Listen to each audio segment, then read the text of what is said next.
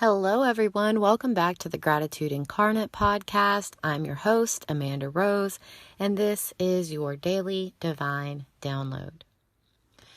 So many times on the podcast, we talk about being gratitude, being grateful, and expressing and speaking on gratitude towards others or towards the things in our life or the circumstances.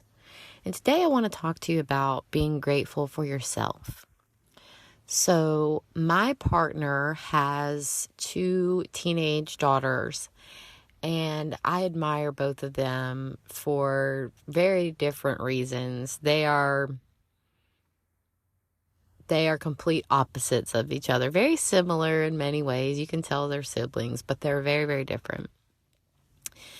And last night, one of them was telling us about their week, and they've been on a very strict workout regimen for about the last 6 months.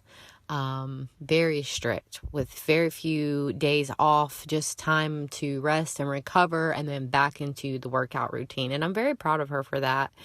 And she's proud of herself too. And this last week, she took the week off from the workouts, and she was telling us that she had the best week of her life, and she had realized, she had kind of recognized that she hadn't been working out this week and how good she was feeling.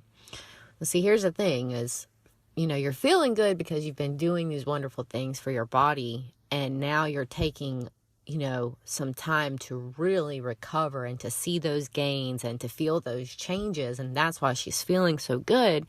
But see, the thing is, sometimes when we take that much time off, it can be difficult to get back into the swing of things. It can be difficult to pick the ball back up and to get that motivation going again. And I could see that she was feeling discouraged about it. And see, this is a tricky time when we get here, because this could be a make it or break it moment if we get back on our workout routine or not.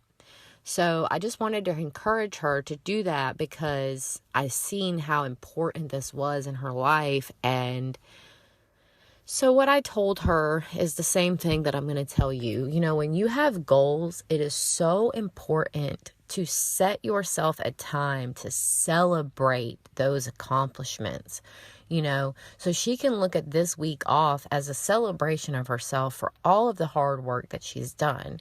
And to help motivate herself and to get back into that workout routine, I recommended that she choose a time frame, 6 weeks, 1 month, 3 months, and work out for that amount of time back on her routine, and then set a date for herself at the end of that time period, that 6 months, 30 days, 90 days, and then take another week off.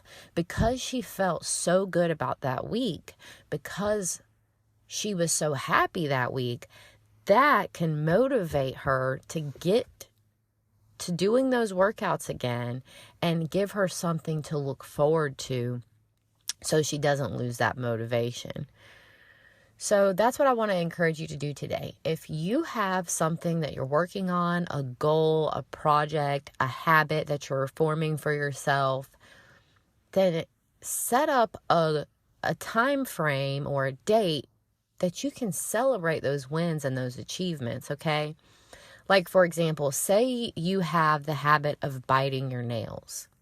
It takes 21 days to make or break a habit.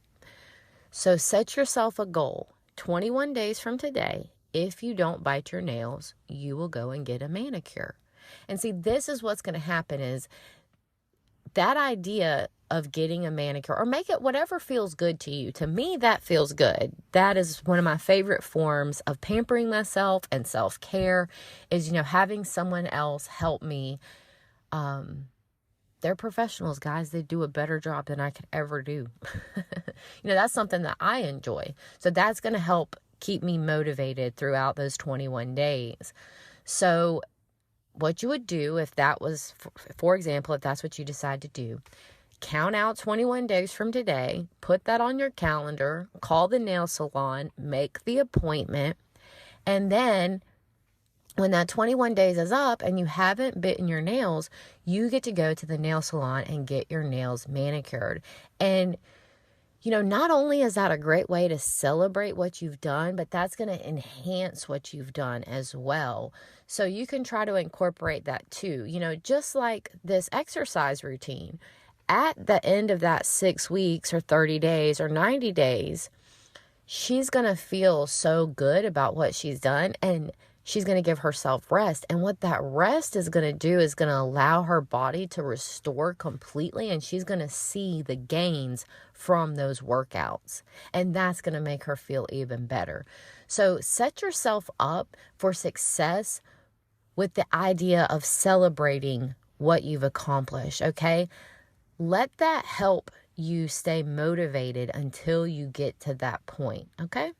That's what I want to talk to you about today. You guys, I'm just so beyond grateful to bring you these messages every day in this podcast.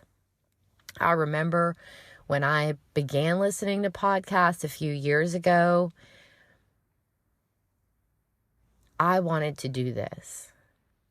And in believing in myself and taking action steps and not listening to what others had to say about what I was doing from a negative point of view and having gratitude for all of this, I'm here now, in season 4 of this podcast.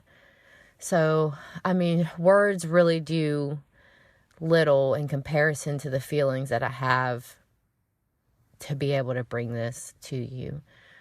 Thank you for listening. Thank you for hitting play. Thank you for doing this work on yourself. When you expand your consciousness, you expand the consciousness of the world as well. So thank you for that. It means so much to me. It means so much to me that you're doing the work that makes a difference in this world. Thank you. Thank you. Thank you. I cannot thank you enough. You guys, I want you to have a grateful day, and I will talk to you tomorrow.